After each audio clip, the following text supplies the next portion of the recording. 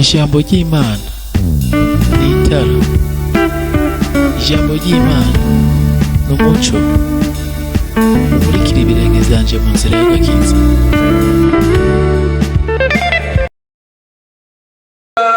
Bene amajambo ngira mpindure amajambo yanje umuriro mu kanwa kawe, ubwoko nabwo ndabuhindure inkwi, ubatongore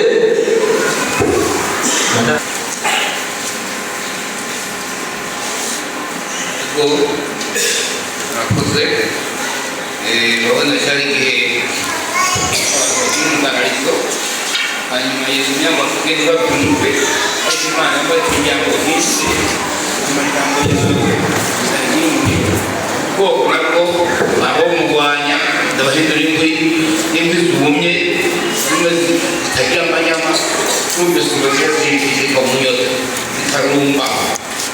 Abantu barwanya ijambo ry'Imana, Imana ubahindure n'inkwi, umuriro uri muri Yeremiya ubaturire bake. Ibyo bituma rero byose iyo mwebwe mufite umwanya mwiza nawe rero mu mwanya mwiza uwa muntu mugashyira mu zacu umwanya wo gusenga, umwanya muremure musengera abakozi b'Imana n'isenga nanjye kugira ngo umuriro w'Imana ubemo umukozi w'Imana wese akavuga ubutumwa naze kuvuga ubutumwa bw'umuntu ari Nikorosi, ariko amazi umenga yaracose yarumye atagira n'akantu nakatowe.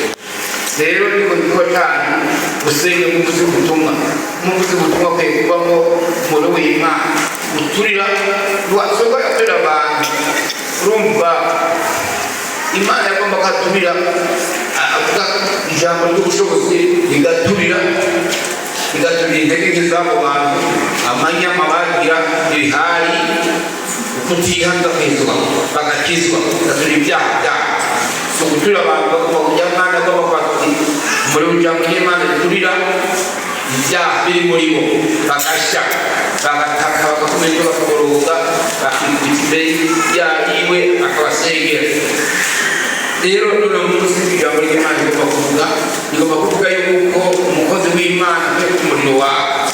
Mwumvise yuko muri Pentekote twaje mu ntango z'ibihe, Pentekote ntibabaza umuntu yete yize nko mu butumwa ngo yakuri yize teologiyari, yize amashuri angana ngoya, tujya kuvuga ibyo babaza barahawe guhebuyera. Nicyo kibazo babaza ngo barahawe guhebuyera ko guhebuyera n'umuriro utongo ugagenda kumuriro. Rero umukozi w'Imana bagenda ufise ubushobozi, abandi ubushobozi bw'Imana butura ibyaha by'abantu. Abatambuye batambuye barabizi batambuye nta bantu bari gusenga oya